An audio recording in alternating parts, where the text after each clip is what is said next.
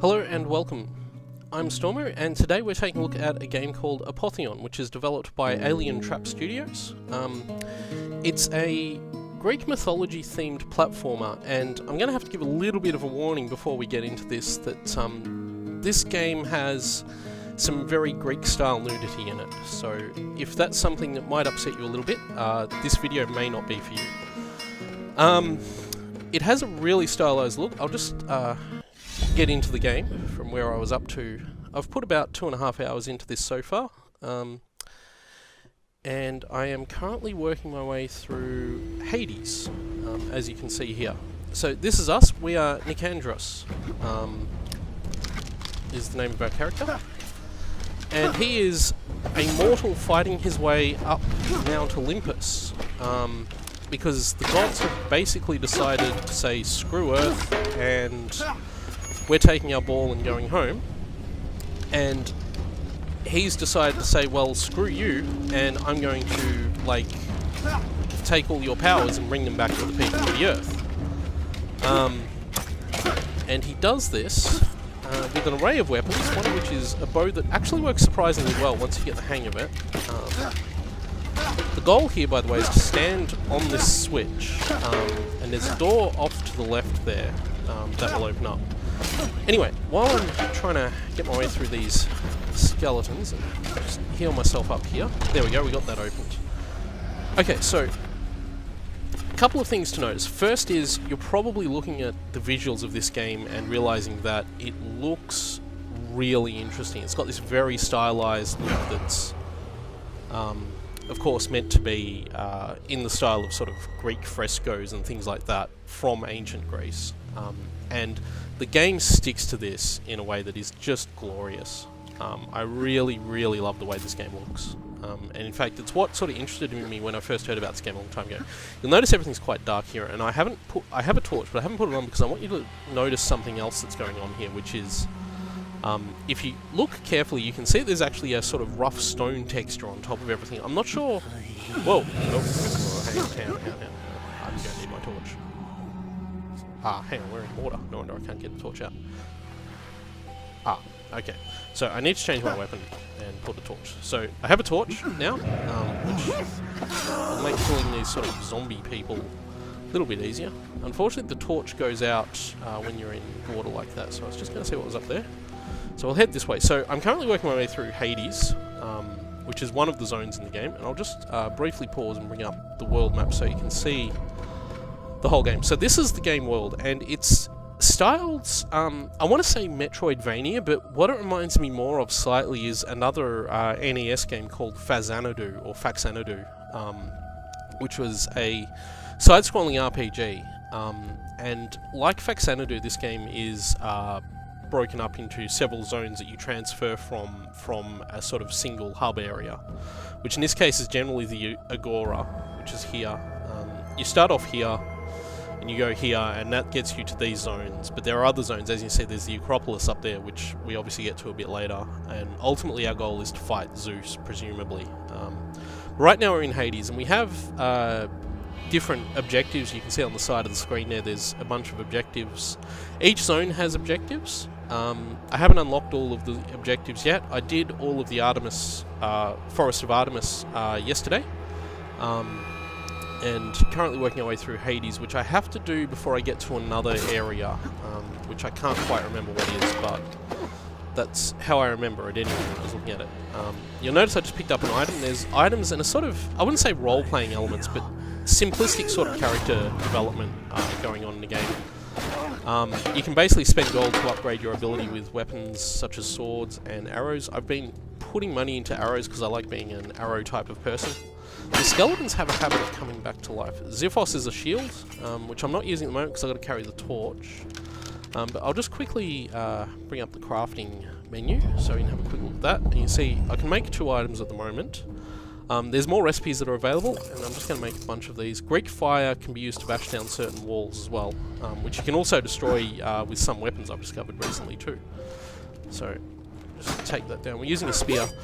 One thing that's really interesting about this game is the combat is very, I wouldn't say slow, but it has a very deliberate pace to it. There's also this kind of stuff all through the game, just little bits of lore and Greek quotations. And that human bone will most likely be a crafting material for a recipe I haven't yet unlocked. So, anyway, the combat basically relies on different weapons. You can use arrows, so I can switch over to using my arrows here. And one of the great things about using the bow is that it has a really nifty auto-targeting system. So that's the House of Hades, which presumably we'll be able to go to once I complete all the side quests that I have to complete here. So, let's see what that says. Yep. See, all these sort of classical Greek quotes and stuff like that, if you studied any of those kind of things in high school like I did, then you'll know what I'm talking about. You'll also notice that there are mission markers. Now, this wall here is the kind of wall that Greek fire is generally used to pop through, so we'll throw some Greek fire at it, and lets us pop through it. Switch back to our weapon. Pick up the golden urn, which is full of money. Got some hunting arrows, and some nice other loot here too. This is probably not the best zone to show off the game, so I'll probably switch out and have a look at some of the other areas if we don't get through this quickly. One other thing that I think is really striking about this game, it actually has a really nice soundtrack. I really like the music and the sort of atmosphere that everything creates. We do have a zone map as well that we can look at here. In fact, we should be going that way because we want to get to Leith, and we want to get to what was that one? Phlegathon. I'm not a native Greek speaker, and I have no idea how to pronounce most Greek names. So I'm just going to take my best guess, and if I get it hideously wrong, I really apologise to anyone who knows how to pronounce these names. If there's one thing I think people should learn from the videos I've been making on YouTube, it's that I am terrible at pronouncing things, and I try my best, but... Okay, here we go. So this is Leith. So the goal here, I'm just going up here to see... okay, there's a sealed door up there. The goal in this particular zone is to cross the rivers of Hades, and the first one you cross, of course, is the Styx. And now we're crossing... We've done Akron, and now we're crossing Leith. So... It's all quite dark here, and I sort of wish it wasn't so dark. It's suggesting maybe that I shouldn't enter there? I don't know. There's a big question mark in the background there. That's one really interesting thing with this game, actually, is that a lot of information is presented in the background. So there's a lot of doors in this area, and I have no idea what that means or where that goes to. I think the symbols are important here. I feel like those symbols in the background are what's important. So that was one that was there. So let's look for a symbol that isn't there, maybe? Oh, hang on. Okay, so I'm going to go through this door. I'm going to see where that ends up. Okay, so the door you pass through is the one where that symbol's the question mark for. Okay, this makes a lot more sense. Doesn't appear to be much in the way of enemies here. This is one of those puzzles that could take me hours to figure out, which may not be the most entertaining thing to watch, but you'll certainly get a good look at a zone of the game that isn't widely seen, I would imagine, in a lot of these videos. So I'm going to try this door. I imagine at some point that I'm going to be able to figure out. So most of these lead back to there, but there's some that don't. So let's have a look at the overall map. See, the thing with this area is that the overall map is hidden from view, so you only know where the doors are. Remember the animals that are carved on the wall. Proceed through the one that is missing. So we've got a bull, a crab, and a bird. So look for something that... That's a bird. That's a crab. It's a bull. So the one that is missing is the dolphin. So we've proceeded through that. So this time it's all of those things, and we don't want to proceed through any of those doors. We want to find the one that's missing. So the horse. Pretty sure I didn't see an octopus there. Okay, so what is it this time? Okay, so maybe it's a dolphin again. Not sure. Maybe it's some other animal we haven't seen yet. Nope. I hear a zombie. They're probably not zombies because this is ancient Greece and I don't think they'd invented zombies then. Pretty sure that's... Whoa. Taking damage. Okay. One thing with the health system in this game too is that... I'm pretty sure that was one of the symbols above there. One thing with the health system in this game too is that once you get below about 50 health, you regenerate back up to 50. So that was certainly a door. I feel my torch went out. life. Ah, because I went in the water. Okay. It's kind of hard to see everything around here, to be honest. You'll notice there's a sort of wall climbing effect he does when he climbs up some of these walls. I'm pretty sure that's not the correct one. Pretty sure that's not the correct one. Just die. You'll also notice that stone cream effect. I am going to use one of my health potions just to give me a bit of a health boost here. I'm sort of really lost, but I think I'll be able to do this. I can't even remember what the animals were above the sign. There were a lot of them. Ah, here we go. This is the sign. So there's a lot of animals there. I think we have passed one that we haven't been through just back here, actually, that isn't part of that sign. What was it that I saw back up here? The bull. That wasn't there before, was it? Well, let's go through the door and find out. Objective complete. Yes, that was correct. So, we've been through Leith, and that sort of clears each zone. We can't still get through that door, so we'll have to go and follow the quest marker. You can see the quest marker in the bottom left and bottom right of the screen there. And they just indicate where to go on the map, and you can use them in conjunction with the game's actual map. Is that something I can Greek fire? I don't think it is. Whoops. No. So we have to figure out a different way through there. Here we go. Nope. Okay, that's not where to go. I feel life. So, for me, this game is really interesting. Not just visually, but just in terms of the way it plays too. The combat in this game, and I'm not giving the best example of it, the combat in this game is really unique. You have a whole range of different weapons. In fact, I'll just show you. These are the weapons I have. Now, you'll have different weapons based on your durability, because every weapon has durability and they can break. You can repair weapons. You'll notice that there's a repair kit icon next to the health potion icons above my health bar. The bar next to the health bar, by the way, is an armor bar. So what I can do, once I get through here... Ow! Okay, this is not good. Okay, heal.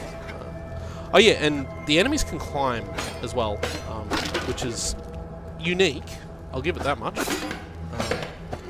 Certainly adds to the challenge. Hopefully we've dealt with that for the moment. Okay. No lockpicks. Damn. I'd like to have a lockpick. So yeah, the combat's actually really unique in this game. It's I wouldn't say it's very realistic, but it aims for a sort of realism, I guess, is the best way to say it.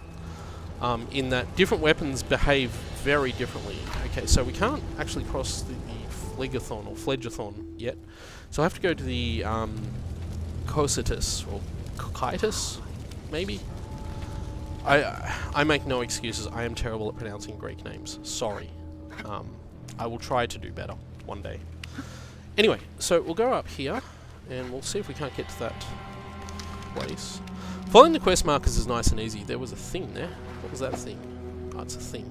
There's a skeleton here too. Let's kill the skeleton. Zeus came. So yeah, all that kind of stuff is all over the game, and it adds a really cool bit of flavour. Wow, lockpicks. We could go back and unlock that door if we wanted. But we'll go this way first, because it looks like I can't do that without doing this first anyway, so...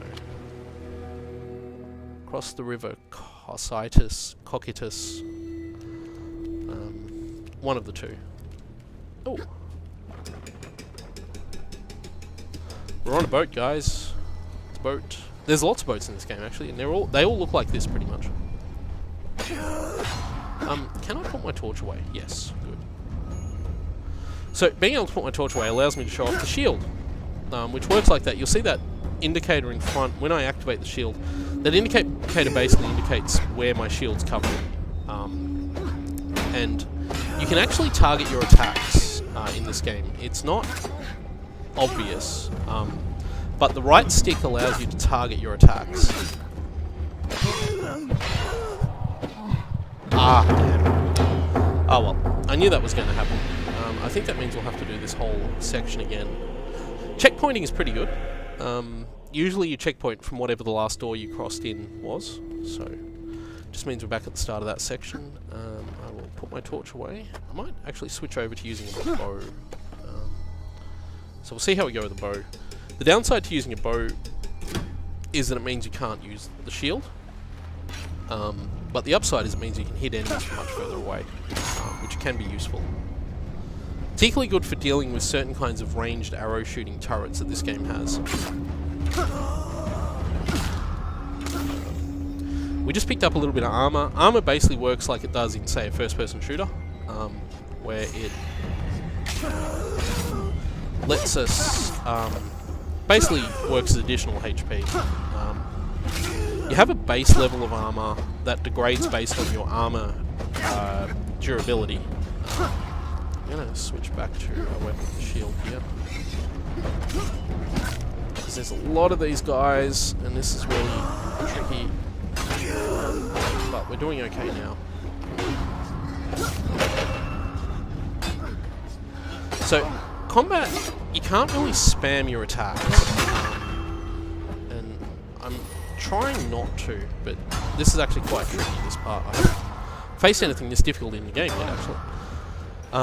And your range of your attack, the arc of your weapon is different for every weapon. You have a lot of variety, and you can see how fluid the combat is. You also have the right stick, which lets you target. Now, generally, everything automatically targets, basically the nearest threat, but on occasion, you may want to target something slightly different, and that's what using the right stick lets you do. So, I really enjoy the combat, especially when it's dealing with these guys who have really big sticks, I'm just noticing. That guy has a sickle, so... Looks like once I knock them off the boat, they go away. Maybe not. You can also see in the top left of the screen there's a combat indicator, which indicates how many enemies are actively seeking you out, trying to attack you right now.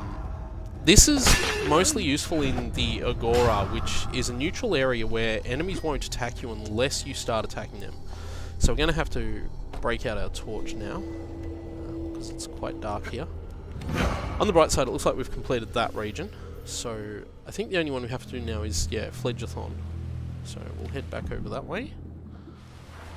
We'll do that, and I will switch back. Do I still need my torch here? Ah, hang on, I'm doing the wrong switch. I do still need my torch here. Oh. Okay, torch. I found the enemy AI to be quite good. Like, it glitches up a little bit sometimes. But this guy is really annoying. So, you can see I can do like a sort of swing up as well to sort of get through that attack there. I like that your attack arcs are very clearly visually shown too. Makes things much more interesting and much more fun. So where are we? We're heading over this way. Okay, and you'll notice too, the longer you run in a straight line or just run without interruption... Okay, we're going to have to figure that out. The longer you run without an interruption, the faster you'll move. This is mostly useful for crossing large gaps. So this axe or whatever it is does a lot of damage, which is really nice because I need a lot of damage done. So we're just going to use one of those lockpicks, and there was a zombie in there. I knew that was going to happen. Get the Nectar of Healing. What else is in here? A lot of background items are breakable. That's really worth knowing. So yeah, so what I might do at this point is I'm just going to save this game and jump back out and start a new game so you can get an idea of what other areas of the game look like. So we'll just head down to... Cannot save during combat. Ah!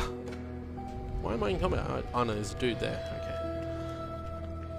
Okay. So you probably noticed then that the arc on my weapon was so wide that I missed that enemy even though he was right in front of me. That's something you really got to get the hang of in this game. There we go. Now I'm not in combat. I can save. You can save basically anywhere, which is really handy. So, and I'll quit out of the game, and we will take a look at the start. So I'll just begin a new game. I'll use a new slot. Presumably that's like a user have thing. abandoned you. And you get to see the really, What really love cool intro they cutscene once here. gave is now gone. The sea gives only water. The woods give only wind. The earth gives only dust. Even the midday sky gives only twilight. And with their shepherds gone, the sheep fall prey to wolves. Without the gifts of Olympus, you are lost to the darkness. Okay, so that's the introduction to the story, sort of giving you an idea of what's happening there. The first part of this is pretty interesting. So you can see here there's basically a tutorial level. The background contains the information you need to worry about learning about everything. So, how to pick up items. So we picked up a Xiphos, which is basically just a sword. How to open stuff. How to attack. This one's We picked up some Dittany of crates. Like Andrios, you're still amongst the living. Our watchmen didn't even see their ships through the darkness. These raider scum will take everything we have. They're taking prisoners, invading houses, and burning anything they can't pillage. So, I need you. I want to wherever you talk a can little bit stick about the a voice blade. acting in this game, because it's a bit odd, I think. Secure the village. See, that the back button brings up that map there. Anyway, voice acting. It's a bit odd, to be honest. This one's mine. And Get 'em low. I'm not sure I'm a big fan of it. It feels a little bit... I don't want to say low budget, because I'm sure good money was spent on the voice acting. But it's probably not the game's strongest point, I would say. And there's nothing particularly wrong with that. It's just that that's how it's all worked out. So we're in the apothecary now. And we need a torch. This is where you learn to use the torches, the lighting effects and everything like that. So I haven't actually picked up a shield yet. Over here. But yeah, this is basically the introduction to the game before the plot kicks off, pretty much. And talking about how the gods abandoned the earth and you have to fight off these raiders, and it's basically weirdly reminds me a little bit of the story of God of War, in that you're basically immortal fighting against the gods who've abandoned you or turned against you or whatever they've done. And that's really cool. I've never been a huge fan of the God of War series, so I'm sort of digging this game a little bit more than I would dig most of those games. But I can appreciate that some people might like those games. Some people might just be in it for the Greek mythology, and if you're in it for that, this game delivers massively. I doused all the lamps and hid up here. It's before well they could worth find me. it's well worth I'm experiencing, I fine, think. but you look dreadful. Come closer, my boy. Here, let me show you how to mix a soothing tonic for your wounds. See, this guy teaches you how to craft. We've now finished this area, so I'll head back out. I'll try and show you an area that doesn't rely on using torches, like everything here does.